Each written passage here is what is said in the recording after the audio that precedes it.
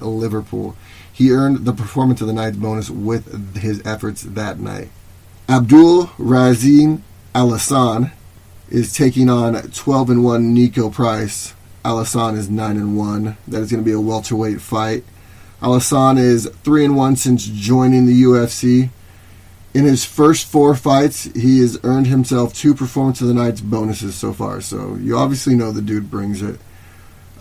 He was last scheduled to fight Muslim Salakov on April 14th on UFC on Fox 29, but was later removed from the card due to an injury.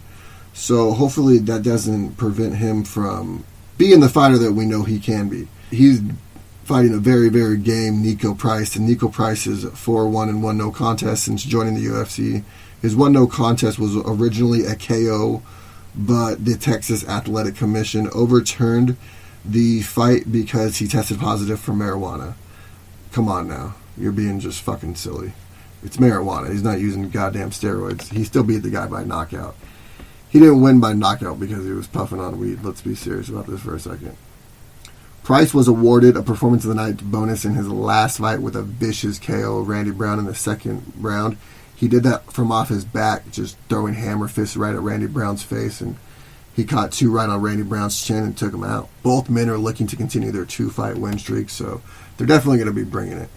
15-3, Aljamain Sterling is taking on 17-1 Cody Stamann.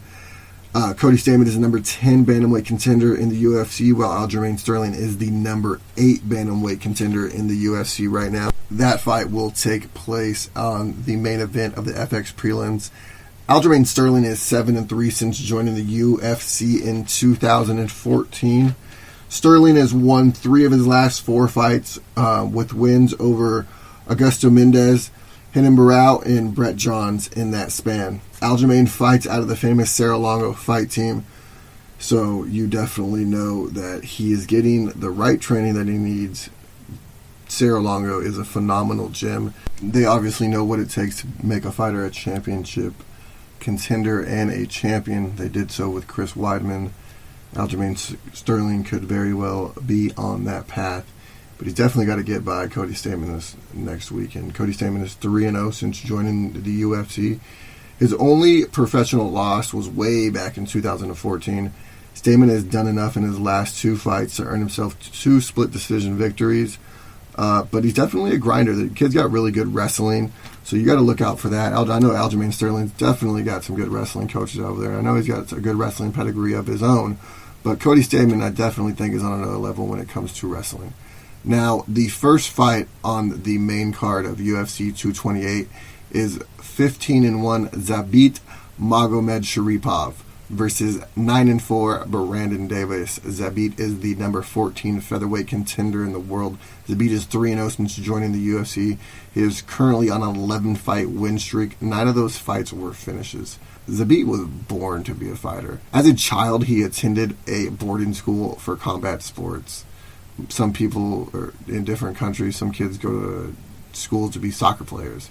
Well, out in Dagestan, they send them out to school to be fighters. Zabit was originally scheduled to fight Yair Rodriguez, but on August 23rd, so last week, Yair had to pull out of the fight, deciding he was injured. I mean, who's surprised by that? He didn't want to fight him in the first place. He got fired from turning down the fight so many times with him. I'm not real surprised by the fact that he turned down and ended up being injured. Brandon Davis, though, is 1-2 since joining the UFC. He was awarded a contract on Season 1 of Dana White's Tuesday Night Contender Series. He trains out of Ellen Belcher's MMA in Mississippi. He was on a 7-fight win streak prior to joining the UFC. But I definitely got to hand it to the kid. He's got heart. Not a whole lot of people are calling to fight Zabit Magomedsharipov, and they're definitely not signing on the line to do it, and this kid did both. So the next fight on UFC 228 is 14-5 Carla Esparza versus 7-0 Tatiana Suarez. Carla Esparza is the number 6 women's strawweight contender, while Tatiana Suarez is the number 9 women's strawweight contender. Esparza is 4-3 since joining the UFC. She was the very first women's strawweight champion. She was awarded that title after she won the Ultimate Fighter 20. She won the finals against current UFC strawweight champion Rose Namajunas. She beat her in the third round by submission. Esparza is a former All-American wrestler, so look out for that. But Tatiana Suarez is no joke. She's 3-0 since joining the UFC.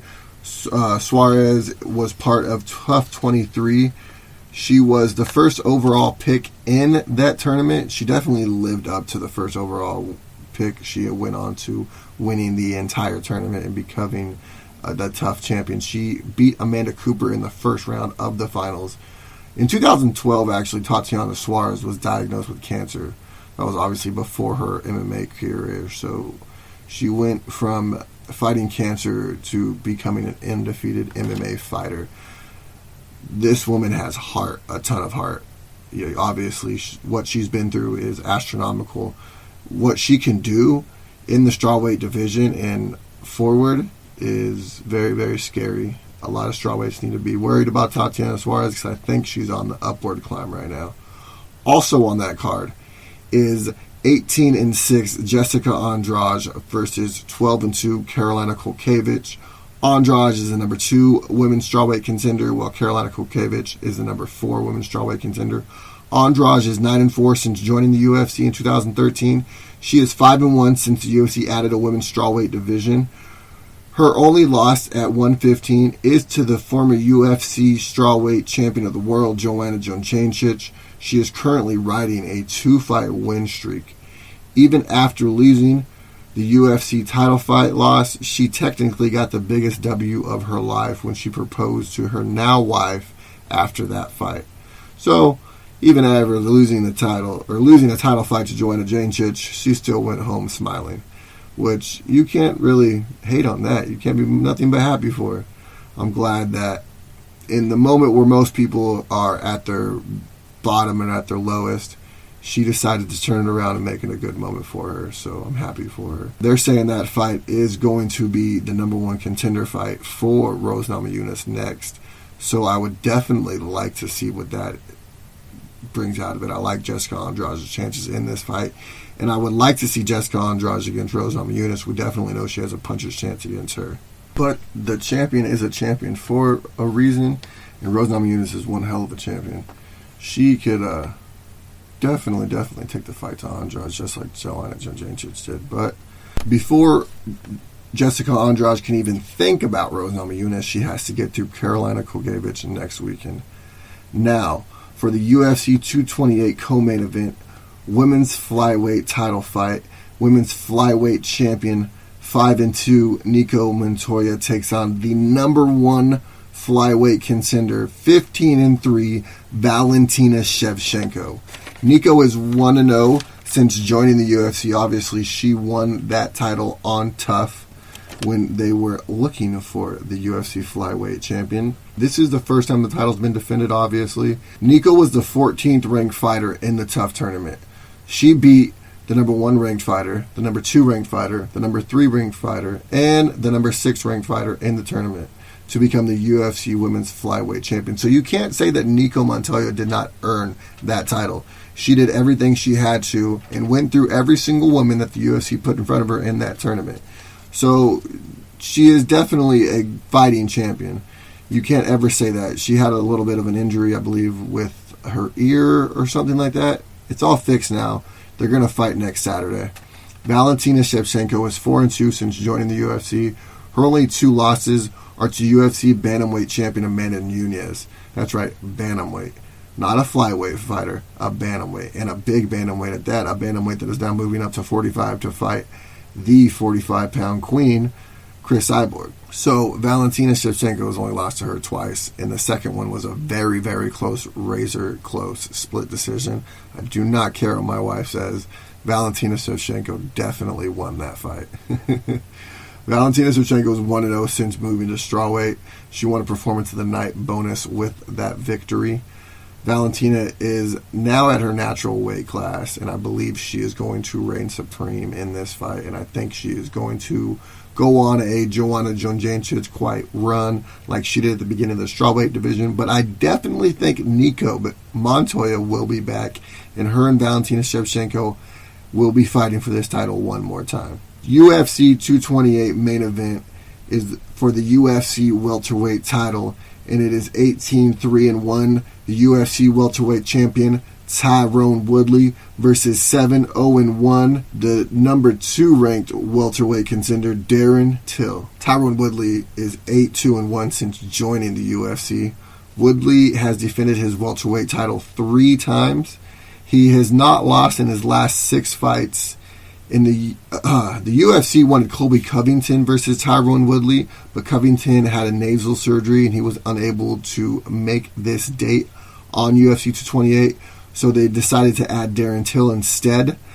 It kind of works perfect for Woodley because Woodley's been asking for a brawler. He's been fighting people like Stephen Wonderboy Thompson, who he fought twice, once at 205 to a draw and once at 209 to a very close decision victory. He fought Damian Maia at UFC 214, and that was the least amount of punches ever thrown in a UFC fight ever. So we're definitely going to get a fight, a real fight, and not him having an opponent who's going to wait for him to engage or going to lay on the ground and wait for him to get down there with him. We're going to have somebody who's going to bring the fight to him, and that's Darren Till. And Darren Till is 5-1 draw since joining the UFC. He's never lost in his pro MMA career. Till is a huge welterweight. He missed weight, the 170-pound limit, twice since joining the UFC. And he's had a hard time cutting weight in his last fight against Stephen Wonderboy Thompson. He pulled out that victory even with the difficult weight cut, and I believe he was overweight, and they added a stipulation where Wonderboy took some percentage of his purse. Darren Till didn't care. He just wanted the name. He ended up getting the victory in Liverpool, which set him up for this fight with Tyron Woodley in Dallas, Texas, for the main event of UFC 228. Now, I'm going to do a little bit of predictions for UFC 228 real quick.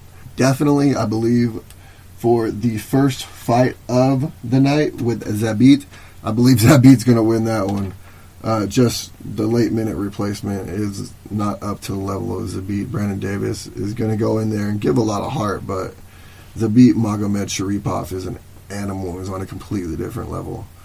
The Carla Esparza versus Tatiana Suarez fight, I like Tatiana Suarez in that fight. She definitely, obviously, with her story, you know she has a ton of heart. But with that heart comes a ton of skill, and I definitely like Tatiana Suarez's chances in that fight. Jessica Andrade versus Carolina Kokevich. Like I said earlier, I like Andrade in that fight. She is a brawler. I think she's going to bring it to Carolina Kokevich. I think it's going to frustrate her, and I honestly think Jessica Andrade is going to get the knockout in that fight. Now for the women's flyweight title fight, I got to go with Valentina Shevchenko. It's so hard to go against her in this fight. Valentina Shevchenko is definitely going to be on a tear in that division. So your boogie woman is there, flyweight division, and her name is Valentina Shevchenko, and she's there to take over from here on out. Now, in the main event of UFC 228, I got to go with Darren Till. He's huge, and I just think he's going to put it on Tyron Woodley. I don't think Woodley's going to be able to keep him down. He's just too big. I think if those two guys start throwing blows, they're obviously both going to connect, and I'm not taking anything away from Tyron Woodley's power. Tyron Woodley can catch Darren Till and knock him out. I'm not saying that that's not possible. I'm not saying that Darren Till is just going to run through him and it's going to be a quick fight. It is going to be a brawl, and these two are going to throw down. And I'm super excited for this main event. I cannot wait. But that's it for my UFC 228 predictions. Now for the moment you've all been waiting for. All right, and without further ado, I have Cortney Casey with me right now, fresh off her win with Angela Hill this weekend at UFC Lincoln. Cortney, how you doing? I'm doing good. How are you, man? I'm doing very well. Thank you for joining us today. Yeah, no problem. First off, congratulations on your big win this weekend. It's finally good to come off one of those split decisions. Yeah, right? You could be on the other end of it, I guess. Right. It was a great fight, back and forth. It was definitely, I thought you should have guys got one of the fight of the night bonuses, but El Contra and then put on a great fight, so that was kind of hard to go against. Yeah, there was a lot of great fights on the card. There's a lot of great performances from people too. So, I was just happy be a part of that night. I mean, it was a lot of great fights. Excellent. So I kind of wanted to